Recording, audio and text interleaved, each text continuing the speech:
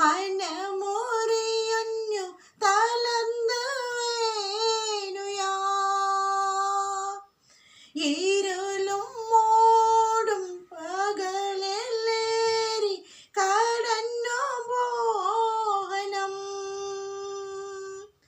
മകളേ അകലേ തിരയും തീരം സുമലിൽ ഭാരവും അരയും ഉയരും എന്നോട് കൂടെ എന്നാതരുണ്ട് വഴികാട്ടും തിരുനാളമായി. എന്നോട് കൂടെ എന്നാതരുണ്ട് വഴികാട്ടും തിരുനാളമായി. നീ വിമിരഞ്ഞു മനമുറിയഞ്ഞു തളർന്നു വീണുയാ. ഇരുളും മൂടും വഴികളേറി കടന്നു പോകണം. ആരുമില്ലാ കാവലായി കാത്തുകൊള്ളുക നീ, കാത്തുകൊള്ളുക നീ. ആരുമില്ലാ കാവലായി കാത്തുകൊള്ളുക നീ, കാത്തുകൊള്ളുക നീ.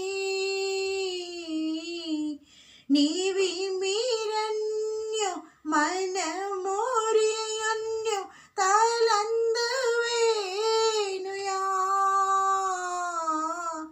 ഇരുളും മൂടും വഴികളേറി കടന്നു போகணும். கர்த்தருடைய பரிசுத்த நாமத்துக்கு மகிமை உண்டாவதாக. இந்த புதிய நாளை தேவனுடைய கரத்திலிருந்து நாம் பெற்று இந்த நாளிலே தேவனுடைய சித்தத்தை நிறைவேற்றும்படியாய் தேவன் கொடுத்தபடினாலே நம் ராஜாதி ராஜாவுக்கு இருந்ததின் ஆழத்திலிருந்து நன்றிகளை செலுத்தி இந்த சத்தத்தை கேட்கிற உங்கள் ஒவ்வொருவரையும் பிதா குமாரன் பரிசுத்த ஆவியின் நாமத்தினாலே ஆசீர்வதித்து வாழ்த்துகிறேன்.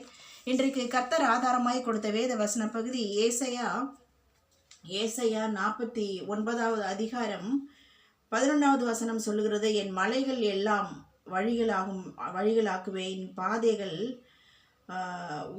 உயர்த்தப்படும். என் மலைகள் எல்லாம் வழிகளாக்கப்படும், பாதைகள் நம்முடைய பாதைகளை கர்த்தர் உயர்த்துவார். பாதைகளை உயர்த்தும்படியாய் கர்த்தர் செயல்படுகிறார்.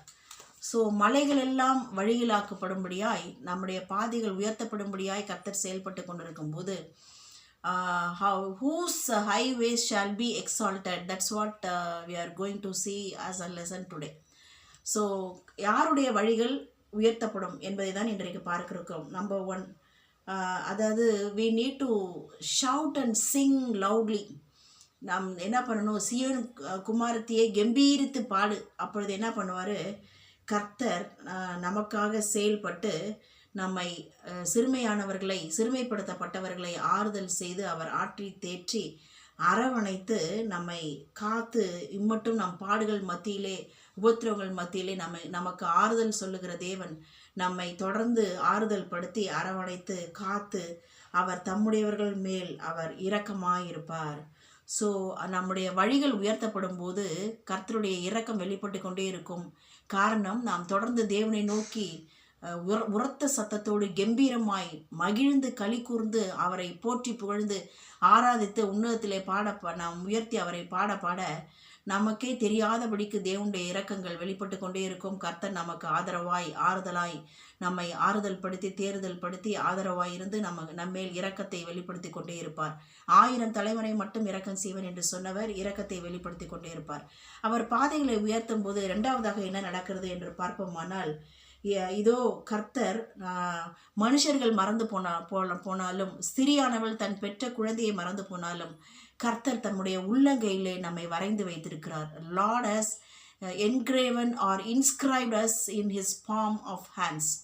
அவருடைய உள்ளங்கையில் நம்மளை எப்போதும் மறக்காதபடிக்கு அவர் வரைந்து வைத்திருக்கிறார். அப்படின்னா எப்படி ரெண்டு லவ்வர்ஸ் வந்து உண்மையாலுமே லவ் பண்ணுற ரெண்டு லவ்வர்ஸ் அவங்களோட அன்பு உண்மைன்னா அவங்க ரெண்டு பேரும் பச்சை குத்திட்டு இந்த உலகத்தில் நம்ம நிறைய பேரை பார்க்குறோம். அவனோட பேரை இந்த பொண்ணும் இந்த பொண்ணோட பேரை அந்த பையனுமா பச்சை குத்தி கொண்டு அல்லது மொபைலில் அவங்களோட ஃபோட்டோ வச்சுக்கிட்டு அல்லது